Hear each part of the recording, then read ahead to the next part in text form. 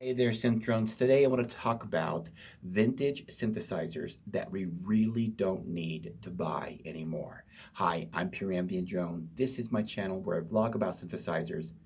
Hit the subscribe button, tap the bell to keep up with all of my synth adventures. I would love to have you aboard, and so would everybody else here. And if you wouldn't mind supporting me over at patreon.com/Pure Ambient Drone, there's a link in the description and in the comment below. That would be great too. Love to see you over there as well. Okay, vintage synthesizers and the ones that we really don't need to buy right now. In fact, buying them would be counterproductive because we can get something better. We can get something newer. We can get something with more function than some of these I'm going to mention. So I'm going to jump right into it.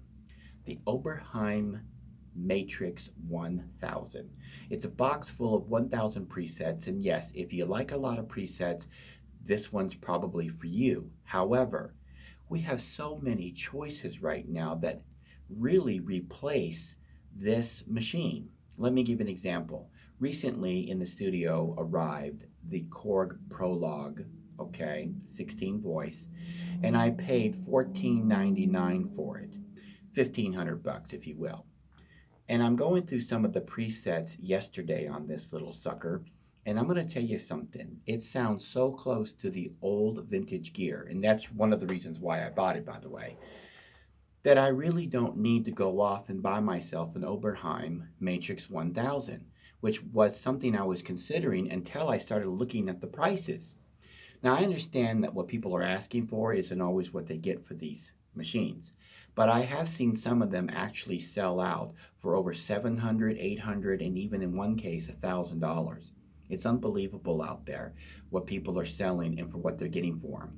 And that's because a lot of synth drones are not informed. They're not doing their research. Now, there's a lot of arguments that you guys could make, and I could make them too, about vintage having a different character than the newer stuff. And I would agree with you on that. However, in a mix, when you're writing your own material and you're getting your own tracks down, a lot of the consumers or listeners, the fans, they're not really going to pay attention to the very, very small, tiny, itsy bitsy details that you're going to be able to hear as a producer, as a musician, and as a synthrone, let alone the fact that even if they did, who's to say that the differences are bad? Who's to say that the differences are bad? Now, I've got this Korg Prologue, and I don't want to talk too much about that because I don't want to be off topic too much.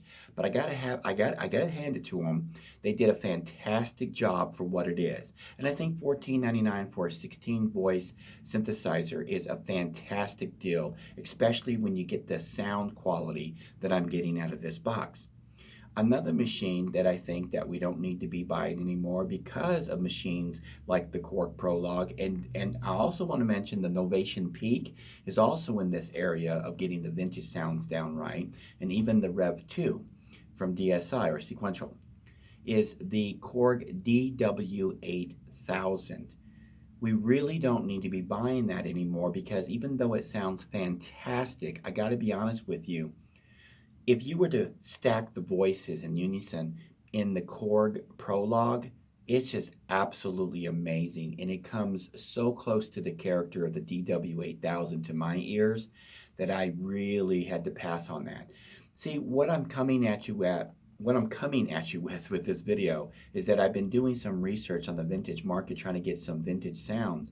And I was looking at the Oberheim 1000. I was looking at the Korg DW8000. And I was finding that the Prologue, the Rev 2, the Novation Peak, they're taking the place of these older vintage synthesizers. Now, a very good synthesizer that can emulate all of these with a really creamy, authentic sound is the DSI Poly Evolver. I just wanted to throw that in there because we're talking about vintage synths. That is one of the vintage synthesizers that I think is still worth the money because it's just an amazing box that you have hands-on control with, and you can do so much. So if you can find a DSI Poly Evolver, grab it because those are still worth the money, even though they still carry over some of that authentic character sound of the old days, they still have a lot to offer above that. The reason why I mentioned the Korg DW8000 and the Oberheim Matrix 1000 is because they're kind of obsolete in the fact that they're so difficult to program. They're not impossible. You can buy editors for them. However, you're investing even more money. And I found that by the time I got all of the things that I wanted to make this thing work for me, well, I had myself the money almost for a Korg Prologue. Not quite, but a few extra $100, and I got a brand new machine with a warranty, and it's state-of-the-art today's technology. If that means anything, I don't know if it does, right? We got to see how these things hold out over the next 10, 20 years. Which brings me to another point.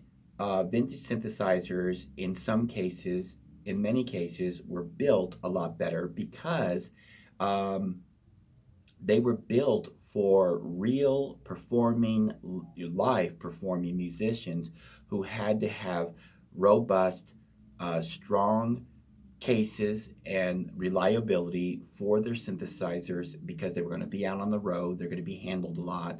Today, a lot of synth manufacturers are going for the market of the bedroom producers, like many of us watching this now. A lot of us are bedroom producers and hobbyists. And so the market has kind of like slimmed down the metal, the actual metal that they're using. I'm looking at the Prologue, and it actually has a metal faceplate. It's amazing. Man, hats off to Korg for that. The Juno 106 has metal in it. My Juno 6 has metal in it. My Poly Evolver has metal in it. It's pretty amazing that yesteryear synthesizers were made with a lot of metal. Now, another synthesizer that I don't think that we need to go off and buy, and again, this is all subjective. This is just an opinion. It doesn't mean that I'm saying this absolutely. But I think the Moog Model D has been recreated through Behringer's Model D and, dare I say, Roland SY22, all right? The Roland SY22 actually adds effects and a sequencer and some other nice little gizmos to it as well. Whereas I think the Behringer Model D sounds the closest to the actual Model D. The Roland adds a little extra stuff in there, so you'd have to balance those out. But why go out and spend that kind of money on a Model D when you can actually own both of each? You know, I'm talking about the Model D from Behringer and the SY22. If you can't make up your mind, you can still own both of those for the price of a Model D and have plenty of money left over.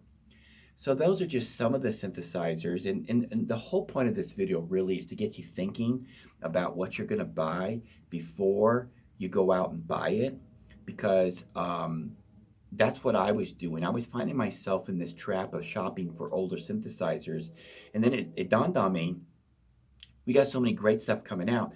I don't really like the sound of modern synthesizers. I think they sound too clean, too perfect. I like the older sounds. They're kind of quirky, and they have, to me, to my ears, their tuning could be just a little off or something. I don't know what it is, but they just drift a little bit better, or more. I don't know if better is the right word. But in any case, I want you to think about what you're buying out there in the vintage market and ask yourself, is there a modern day equivalent that can achieve the same thing in today's market for better and maybe even cheaper or just as much or even a little bit more to make it worth it? Anyways, those are my thoughts, and I bet you guys can think of a whole bunch of other synthesizers that we don't need to buy from yesteryear because the market has replaced them already. So leave that in the comment below. Don't forget to subscribe to this channel to keep up with all of my synth adventures. Support me over at patreon.com/PureOn. That would mean a lot. And while you're doing all of this, check out one of the videos and continue watching my channel. I appreciate all of you guys. Until next time, keep calm and synth on.